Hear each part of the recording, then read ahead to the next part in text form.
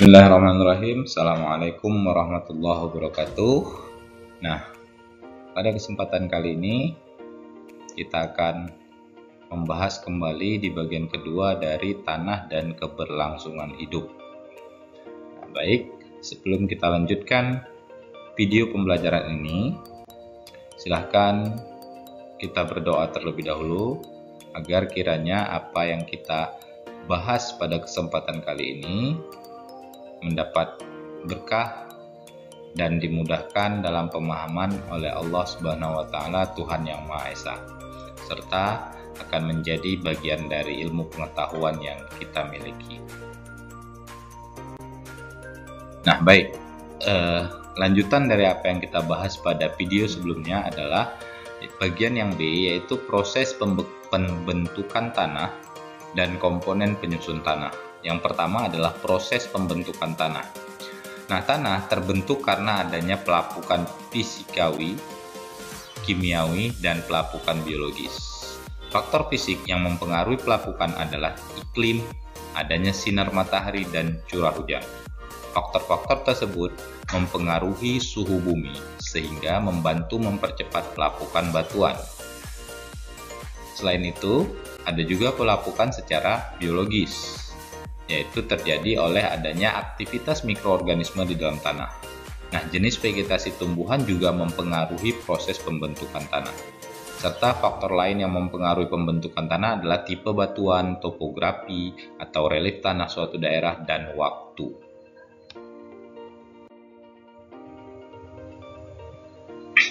Nah, beberapa lapisan tanah. Kita lihat ada horizon A, horizon B, horizon C, dan horizon D. Nah, pada bagian atas pada permukaan tanah itu, ya, tumbuhan memperoleh nutrisi berupa air dan mineral dari dalam tanah. Jadi di sini, ya, pada horizon A ini merupakan lapisan teratas terdiri atas campuran dari pelapukan batuan dengan berbagai tekstur organisme hidup dan zat organik. Nah, tanah bagian atas yang kaya akan nutrisi ini itu sangat mudah kehilangan kandungan mineral dan nutrisinya dikarenakan beberapa kejadian alam, misalnya hujan yang cukup deras, ya, dan banjir. Sehingga nutrisinya itu akan tergerus, ya, akan terbawa oleh air hujan ataupun banjir tersebut. Kemudian adalah horizon B, ya, lapisan yang memiliki kandungan zat organik lebih sedikit. Kemudian ada horizon C, yang ini merupakan lapisan yang tersusun atas batuan yang berperan sebagai penyedia material untuk tanah bagian atas. Serta horizon D yang paling bawah merupakan lapisan tanah yang tersusun atas bebatuan yang padat, keras, dan sulit mengalami perubahan.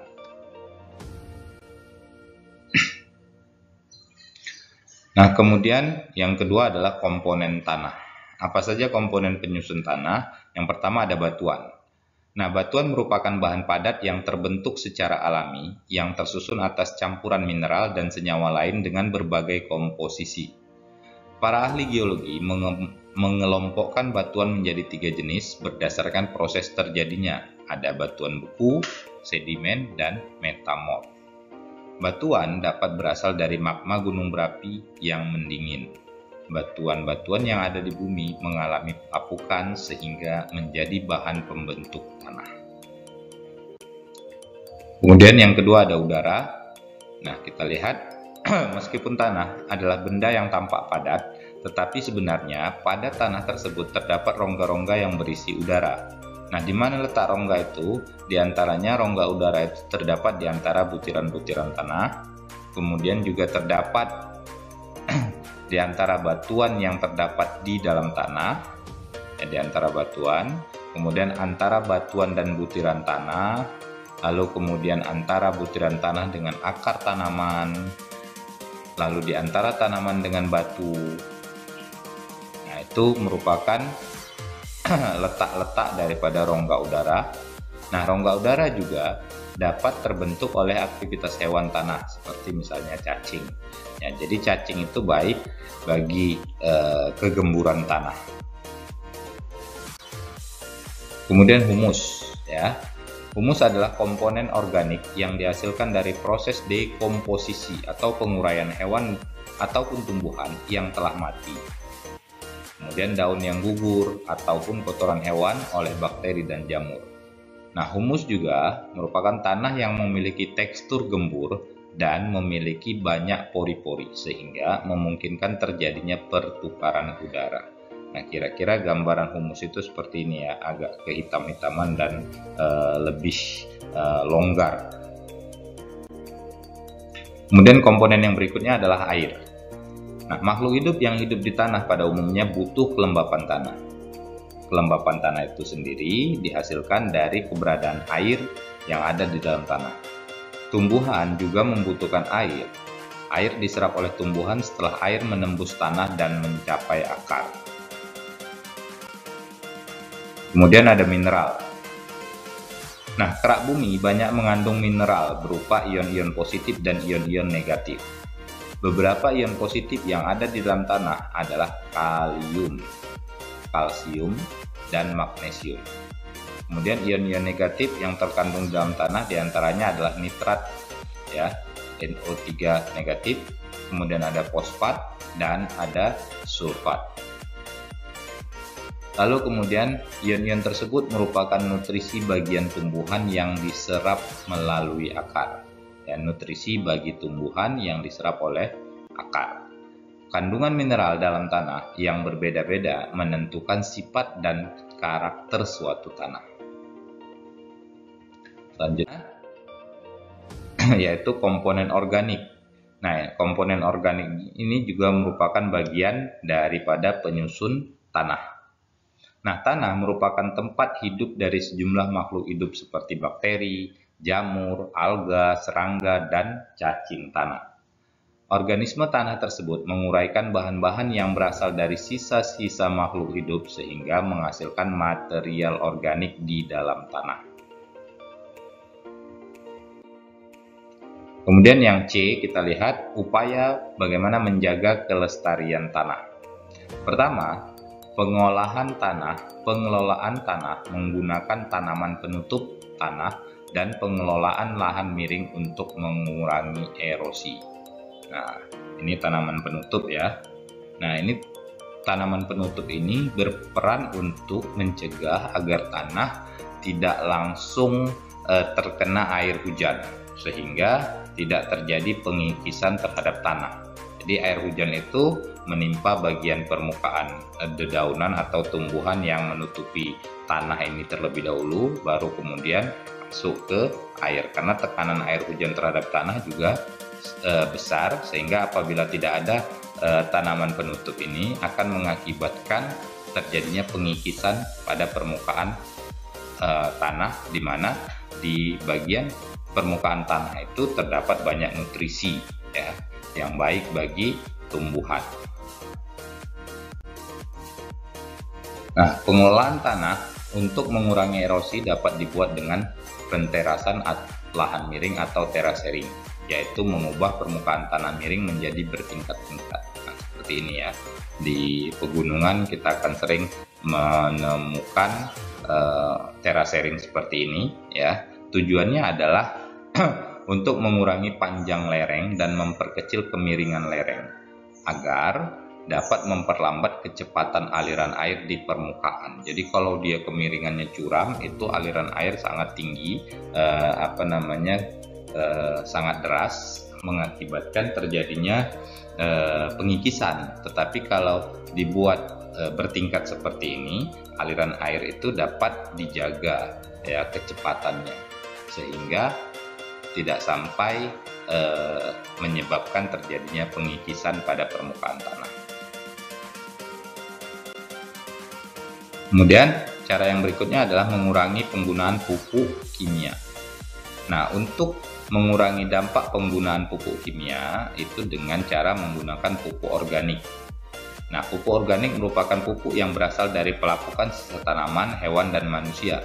Sumber bahan organik dapat berupa kompos, pupuk hijau, pupuk kandang, limbah ternak, limbah industri yang menggunakan bahan pertanian, dan limbah kota atau sampah.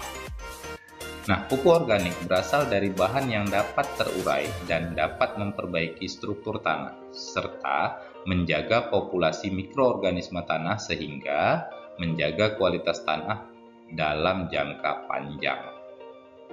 Jadi, untuk mengurangi penggunaan pupuk kimia itu, kita menggunakan pupuk organik.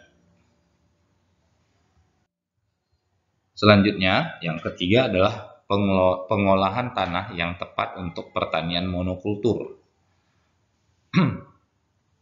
Nah, monokultur itu adalah merupakan lahan yang biasa ditanami oleh satu jenis tanaman saja. Nah, seperti misalnya lahan yang biasa ditanami padi, ya. Pada musim kemarau dapat ditanami tanaman palawija atau tanaman yang dapat mengikat nitrogen dari udara dengan bantuan bakteri Rhizobium. Nah, sehingga kandungan tanah itu tidak monoton diserap oleh tanaman padi tersebut, tidak habis. Jadi ada pergantian dia, ya, ada pergantian. Nah, dengan demikian ketersediaan unsur hara pada lahan tersebut dapat terjaga tanpa penambahan pupuk kimia yang berbahaya dan berpotensi mengurangi tingkat kesuburan tanah. Nah, jadi pengolahan terhadap tanah yang biasa ditanami oleh tanaman monokultur itu dengan mengganti tanaman tersebut di masa kemarau, ya, dengan menanam tanaman-tanaman palawija. Kemudian yang keempat adalah daur ulang sampah yang sulit terurai. Nah, kita tahu seperti plastik, kaleng, atau kaca itu sangat sulit diuraikan oleh tanah. Nah, untuk itu bagaimana caranya? Yaitu salah satunya didaur ulang untuk dibuat produk baru yang dapat digunakan serta bernilai ekonomi. Nah, jadi selain dapat membantu menjaga kelestarian tanah, ya, daur ulang terhadap sampah-sampah atau sisa-sisa yang sulit diuraikan tersebut itu dapat menambah nilai ekonomi terhadap orang-orang yang kreatif mengubah sampah-sampah tersebut menjadi produk yang bermanfaat. Nah, selanjutnya materi kita sudah selesai, jadi kalian silahkan mengerjakan latihan ini di buku latihan tersebut, di buku latihan yang kalian miliki, ya, seperti biasa. Nah, dijawab dengan sebaik-baiknya. Oke, nah jangan lupa ya untuk mendukung channel ini, tekan tombol subscribe, kemudian aktifkan lonceng notifikasinya, beri like, komen, dan share ke teman-teman yang lain ke seluruh platform media sosial yang kalian miliki agar channel ini tetap dapat memberikan materi pembelajaran yang edukatif serta kreatif. Terima kasih. Billahi taufik wal hidayah. Assalamualaikum warahmatullahi wabarakatuh.